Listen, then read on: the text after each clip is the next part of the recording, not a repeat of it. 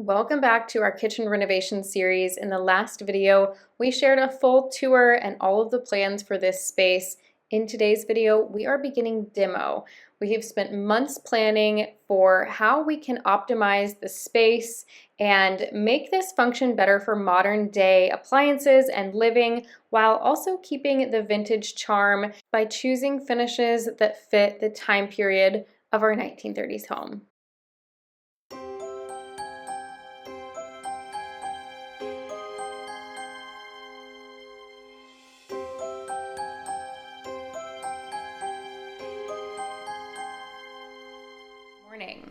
It is the start day for kitchen renovation. We're demoing today.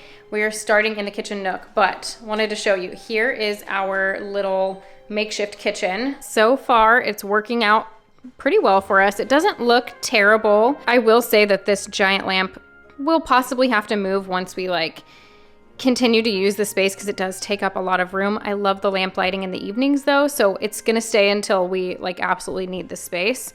But I actually got that at a garage sale a couple of weeks ago for $15.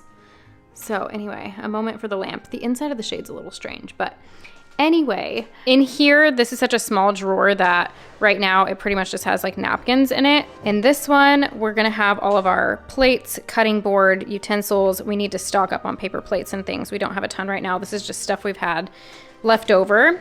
And then down here, we have all of our coffee collagen powder. This will likely have to be consolidated a bit because we have a half of the kitchen that we haven't cleared out just yet, although we're only keeping necessities. So we're not trying to have too much stuff packed in here, but obviously right now this is pretty spread out, so it's not a great use of the space. But yeah, so that's kind of how our makeshift kitchen is going so far. I have reached into empty cabinets many times today. So this is our kitchen nook. We've actually been using this as a downstairs office for the last couple of years. We have dining right in there, and we also have extra dining out in the sunroom, so we just really didn't need this space as another eating space. So the plan is we're gonna knock this wall down and extend the kitchen all the way through. This is gonna allow us a lot more space to spread everything out and to get some of those appliances apart from each other so that they're not all squished on one wall. As you can see, the walls are not in good condition. They're plaster. I mean, you can just tell they're crumbling from behind this wallpaper. So we're actually going to be removing all of the plaster and doing drywall in here. And then this window will unfortunately have to go. So we're going to have to close that up. The sunroom is on the other side, which absorbs most of the natural light. So we're not really losing natural light by closing this. But in order for us to get the cabinets on this side of the room, we're gonna have to get rid of it, unfortunately. We got these dust barriers. They have magnets in the middle, so it'll automatically close on its own to try to keep the dust in here. So we're gonna tape those up first.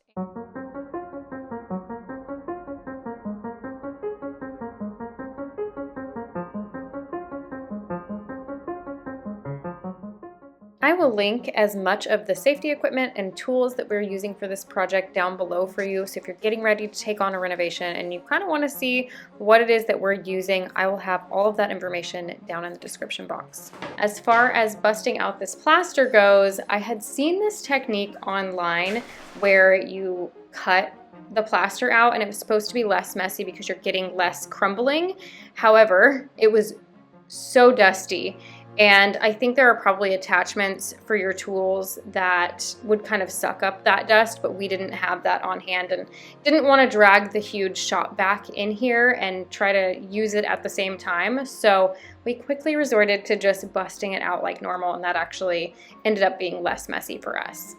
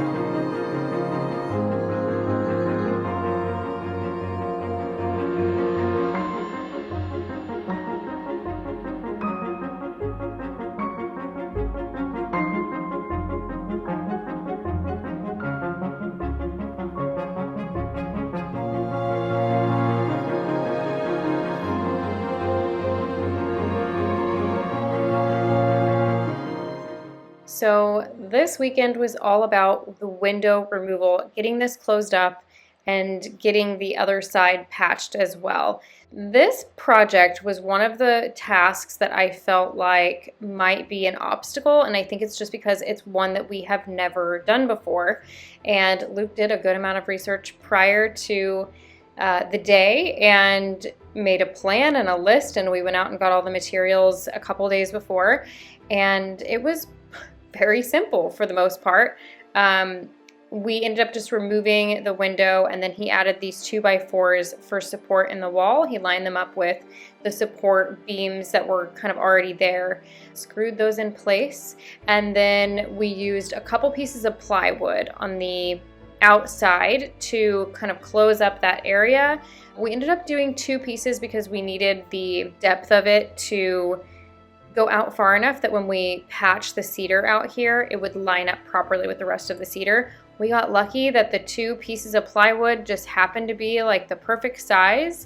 And yeah, this project went really smoothly.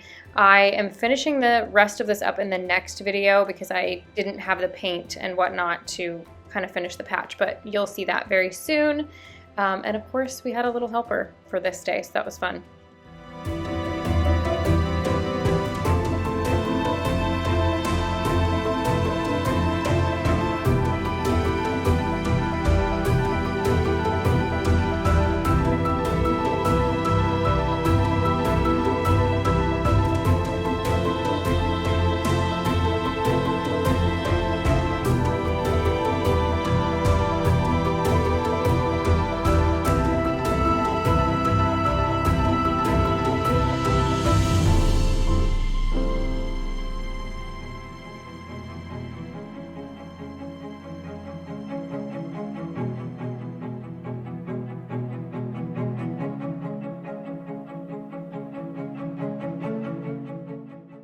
So this little area of plaster we wanted to preserve and reuse so we don't have to re-drywall it, especially with the angles. It wouldn't have been like terribly difficult, but there's no reason really to tear it out if we could reuse it and patch it. Luke had been dealing with some Achilles tendonitis and needed to stay off of his feet for a while, so I thought this was a good time for me to tackle this little project.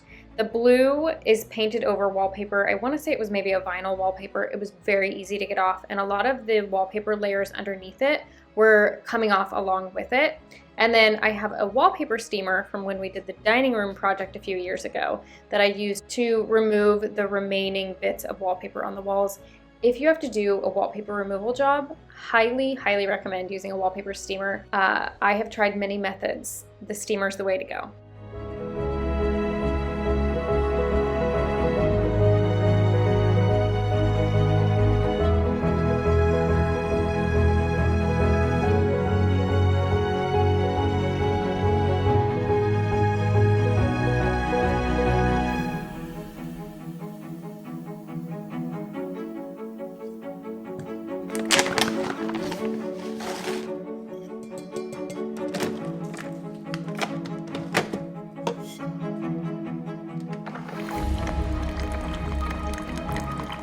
Today feels like a big day. It feels almost like day 1. Technically it's day 5, week 3, because we only can work on this on the weekends, but we're ripping out cabinets and countertops today.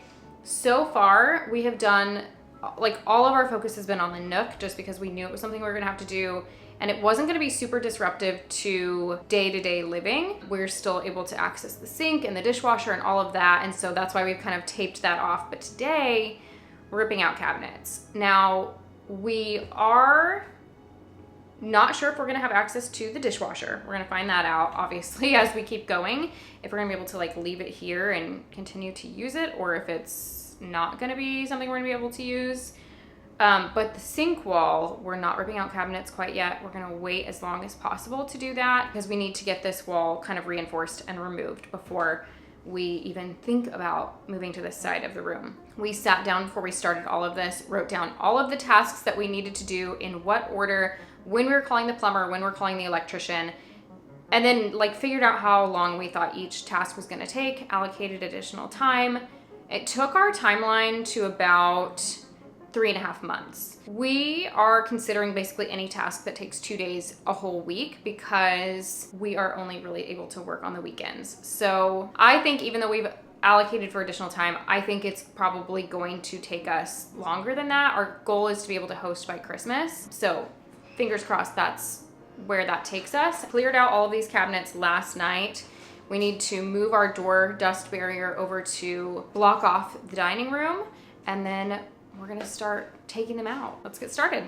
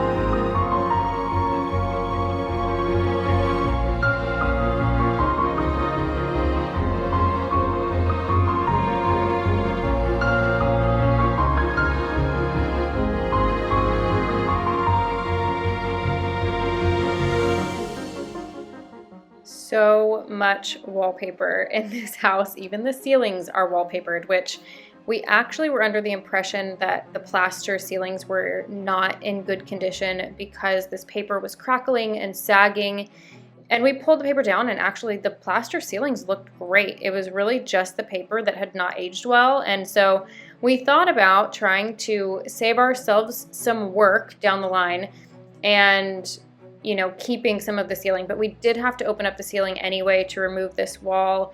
And the thought of trying to Frankenstein the ceiling together between plaster and drywall and trying to make it all look cohesive seemed like a task that we kind of thought it might be easier just to redo the whole thing. So holding drywall over our heads, that's a problem for another day.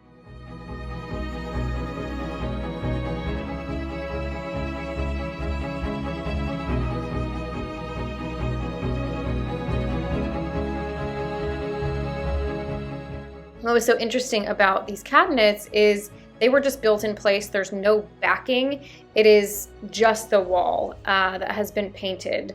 And you'll also notice, we're gonna go on a little wallpaper tour here in just a moment. There were layers of wallpaper from all different times, and it really makes you wonder what the original layout was. Were these the original cabinets? I would have to assume they were, but like this wallpaper was actually behind some of the cabinets.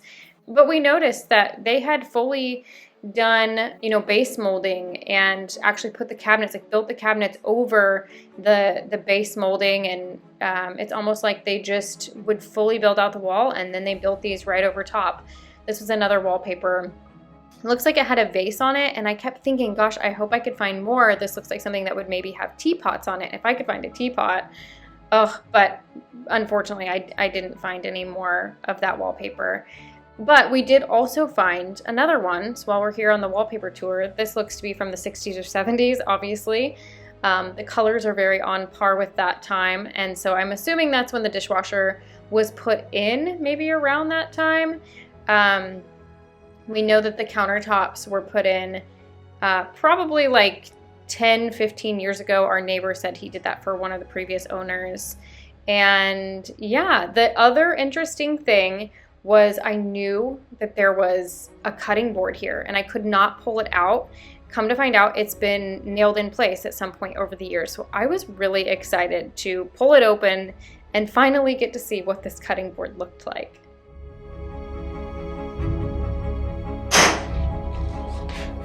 All right, moment of truth. There it is.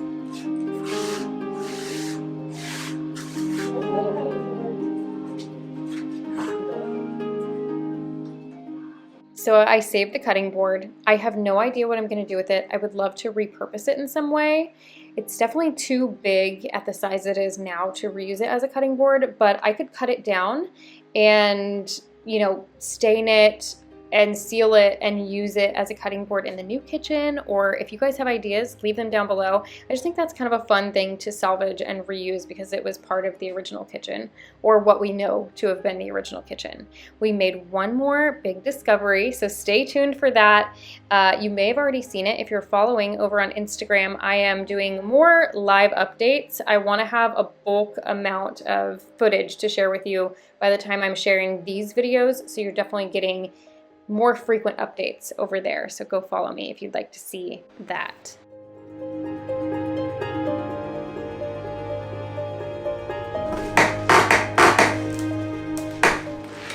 Look at those wooden floors. Holy Oh, I hope that's what they are. I mean, it looks they good. are. They're in good shape. Look at those! I wonder what they look like all over though.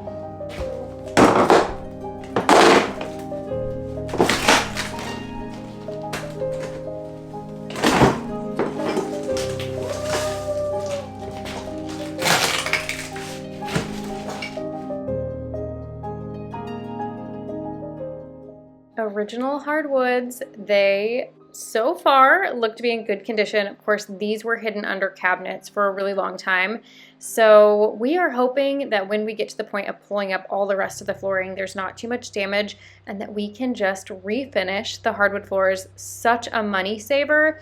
And if you watched the previous video, you know I have some checkered floors kind of in mind that we could do with the wooden floors. So really excited about that, thinking through it all, but Luke says he's not getting his hopes up because he thinks there's a possibility that they may not be in good condition. But I'm keeping the faith on this one. So be sure to tune in for the next video. We are going to be doing a thrift haul, a cozy thrift haul in the next one, and then we will be back again with another update for the kitchen soon after.